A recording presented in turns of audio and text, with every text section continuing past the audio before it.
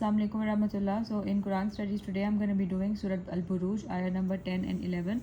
So let's get started. A'udhu billahi minash shaitanir rajim. Bismillahir rahmanir rahim. Ayah number 10 says, Innal lazina fatanul mu'minina wal mu'minati thumma lam yatubu falahum azabu jahannama walahum azabul hariq. And the translation of this ayah is that those who persecute the believing men and women and then do not repent will certainly suffer the punishment of hell and torment of burning. Fatanu means persecuted and Al-Hariq means the burning fire. Punishment of the people who hurt the believing men and women is being described in this ayah, as we learned about how the people who believed were thrown into ditches of fire. So here Allah is telling us that those people who hurt the believing men and women, their punishment is constant burning in the fire, they will face the torment of burning. And the second ayah for today is Innal lazina amanu wa amilu salihati lahum jannatun tajri min tahtiha al-anharu zalikal fawzul kabir.